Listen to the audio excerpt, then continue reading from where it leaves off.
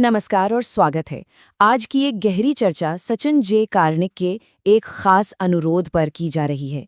हम भक्ति के उस मार्ग को समझने की कोशिश करेंगे जो आध्यात्मिक जीवन के लिए एक बहुत ही अनूठा और गहरा नजरिया पेश करता है। ये उनके कार्यक्रम energy and personal excellence LLC की धार्मिक अध्ययन शाखा का हिस्सा है। वो रोज एक ऑनलाइन सत्संग भी करते हैं जिसमें जुड़ने के लिए सभी का स्वागत है। तो चलिए देखते हैं कि आज की हमारी यात्रा कैसी रहेगी। सबसे पहले हम आध्यात्मिक लक्ष्य की आम धारणा पर सवाल उठाएंगे, फिर दो अलग अलग नज़रियों की तुलना करेंगे, उसके बाद भक्ति के मार्ग को समझेंगे, जानेंगे कि इसका अभ्यास कैसे किया जाता है और उसे गुप्त सामग्री को उजागर करेंगे जो सब कुछ बदल देती है, और अंत में हम प्रेम को ही अंतिम सत्य के रूप में स्थापित करेंगे। तो चलिए शुरू करते हैं पहले खंड से, परम आध्यात्मिक लक्ष्य। यहाँ हम एक बहुत ही आम धारणा को चुनौती देने वाले हैं। जब कोई आध्यात्मिक जीवन के अंतिम लक्ष्य के बारे में सोचता है तो जहन में क्या आता है? ज्यादातर आध्यात्मिक रास्तों के लिए इसका जवाब है मुक्ति या मोक्ष। लेकिन क्या हो अगर कोई ऐसा रास्ता हो जो मुक्ति से भी बढ़कर किसी और चीज को ज्यादा कीमती मानता हो? तो देखिए, जो सबसे बड़ा लक्ष्य माना जाता है वो है मोक्ष यानी मुक्ति। इसका मतलब है जन्म और मृत्यु के चक्र से आजादी और आत्मा का परम सत्य यानी ब्रह्म में मिल जाना। एक अनंत, सर्वव्यापी, आनंद से भरी चेतना की स्थिति। सुनने में तो ये बहुत ही कमाल का लगता है ना, परम स्वतंत्रता। लेकिन यहीं पर एक बहुत दिलचस्प मोड़ आता है। भक्ति परंपरा जिसकी हम आज बात कर रहे हैं, वो इस परम मुक्ति को एक ऐसा लक्ष्य मानती है जिसे बड़ी विनम्रता से एक तरफ रख देना चाहिए। जी हाँ, एक तरफ रख देना चाहिए। तो अब आते हैं दूसरे खंड पर, एक पद चिन्ह बनाम एक महासागर। अब सवाल उठता है कि कोई भला मुक्ति क्यों नहीं चाहेगा? ये सब इस बात पर निर्भर करता है कि परम सत्य को किस नज़र से देखा जाता है। यहीं पर असली अंतर है। देखिए, एक तरफ है ब्रह्म, जो एक निराकार, हर जगह फैली हुई चेतना है, एक विशाल इम्पर्सनल महासागर की तरह। और दूसरी तरफ है भगवान, एक सर्वोच्च व्यक्ति जिनका एक रूप है, गुण है और जिनके साथ एक प्रेमपूर्ण रिश्ता बनाया जा सकता है। तो यहाँ लक्ष्य महासागर में विलीन होना नहीं है, बल्कि उस महासागर के स्वामी के साथ एक रिश्ता बनाना है। ये जो कहा गया है ना, ये दोनों के बीच के फर्क को बहुत खूबसूरती से दिखाता है। सोचकर देखिए, निराकार ब्रह्म में विलीन होने का आनंद एक बछड़े के पैर के निशान में भरे पानी की एक छोटी सी बूंद जैसा है, और भगवान के साथ प्रेमपूर्ण संबंध का आनंद एक विशाल, अंतहीन महासागर की तरह है।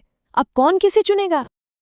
तो बात यह है कि अगर कोई उस निराकार आनंद में विलीन हो जाता है तो उसका अपना अलग अस्तित्व खत्म हो जाता है। वो फिर उस दिव्य सत्ता को सुन नहीं सकता, देख नहीं सकता, उसकी सेवा नहीं कर सकता। और एक भक्त के लिए ये तो एक बहुत बड़ा नुकसान होगा। ये कुछ वैसा ही है जैसे आप जिससे प्यार करते हैं उसके साथ नृत्य करने की क्षमता ही खो दें। अब आते हैं तीसरे खंड पर, भक्ति का मार्ग। तो हम इस गहरे व्यक्तिगत संबंध को कैसे विकसित करते हैं? यही हमें भक्ति योग के रास्ते पर लाता है। देखिए, भक्ति सिर्फ एक एहसास भर नहीं है, इसकी मूल परिभाषा ही है सेवा, मतलब प्रेम से भरी सेवा। ये प्रेम को कर्म में बदलने के बारे में है। ये भक्ति को जताने और उसे और भी गहरा करने का एक प्रैक्टिकल तरीका है। हम अक्सर सुनते हैं कि सभी रास्ते एक ही मंजिल तक जाते हैं, पर भक्ति परंपरा इस विचार को बड़े आदर से चुनौती देती है। इसका कहना है कि भले ही सभी रास्ते अच्छे हों, लेकिन उनकी मंजिलें अलग अलग हैं। एक निराकार चेतना में विलीन हो जाना और एक व्यक्तिगत भगवान के साथ एक शाश्वत प्रेम भरा रिश्ता बनाना, ये दोनों एक बात नहीं है। हमारा चौथा खंड है, भक्ति का अभ्यास कैसे करें। तो ये बातें सिर्फ किताबों तक सीमित न रहकर असल जिंदगी में कैसे उतरती हैं। हम इस प्रेमपूर्ण संबंध को अपने रोजमर्रा के जीवन में कैसे विकसित करते हैं। भक्ति रसामृत सिंधु नाम का एक ग्रंथ है जिसे भक्ति के अमृत का महासागर भी कहते हैं। ये भक्तिमय सेवा के लिए एक पूरा ढांचा देता है जिसमें ठीक 64 तरह के अभ्यास बताए गए हैं। उन 64 में से कुछ को खास तौर पर शक्तिशाली माना जाता है, जैसे एक आध्यात्मिक गुरु से मार्गदर्शन लेना, भगवान के बारे में कथाएं सुनना, पवित्र नामों का जाप करना, जिसे कीर्तन कहते हैं, और दूसरे भक्तों की संगति में रहना ताकि एक दूसरे को प्रेरणा और सहारा मिल सके।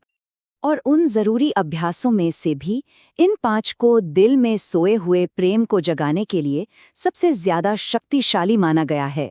संतों की संगति, पवित्र नाम का जाप, शास्त्रों को सुनना, किसी पवित्र स्थान पर रहना और प्रेम के साथ भगवान की मूर्ति या छवि की सेवा करना। अब आता है 5वां खंड, गुप्त सामग्री। लेकिन इन सभी बाहरी अभ्यासों से भी ज्यादा जरूरी एक चीज है, एक गुप्त घटक। ये वो अंदरूनी भाव है जो सब कुछ बदल देता है। ये भाव शिक्षाष्टकम में बहुत ही खूबसूरती से बताया गया है, जो सिखाता है कि सच्ची भक्ति एक गहरी विनम्रता से ही पैदा होती है। सोचकर देखिए, एक पेड़ से भी ज्यादा सहनशील, घास से भी ज्यादा विनम्र और दूसरों का सम्मान करने के लिए हमेशा तैयार। यही वो मन की स्थिति है जहां भक्ति फलती फूलती है। ये सोच में एक बहुत बड़ा बदलाव है। ये अपनी आध्यात्मिक यात्रा का हीरो बनने से हटकर एक विनम्र सेवक बनने के बारे में है। सवाल मैं क्या हासिल कर सकता हूं से बदलकर मैं कैसे सेवा कर सकता हूं हो जाता है। ये अहंकार से प्रेम की ओर एक बुनियादी बदलाव है। हमारा छठा और आखिरी खंड, प्रेम ही अंतिम सत्य। और ये सब हमें भक्ति योग के शिखर पर ले जाता है, एक ऐसी अवस्था जहां सिर्फ और सिर्फ प्रेम ही एकमात्र सच्चाई है।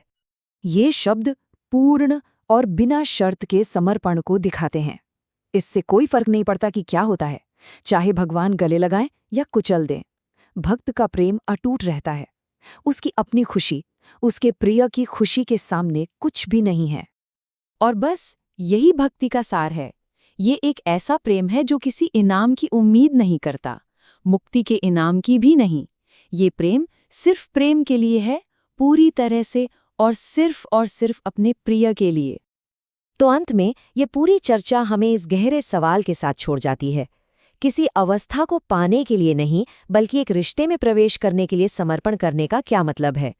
ये एक ऐसा सवाल है जो हमारे आध्यात्मिक लक्ष्य के बारे में सोचने के तरीके को पूरी तरह से बदल सकता है। उम्मीद है कि भक्ति योग की ये पड़ताल ज्ञानवर्धक रही होगी। इन विषयों पर और गहराई से जानने के लिए सचिन जे कार्निक से संपर्क करने में संकोच न करें। उनकी जानकारी आपको डिस्क्रिप्शन में मिल जाएगी।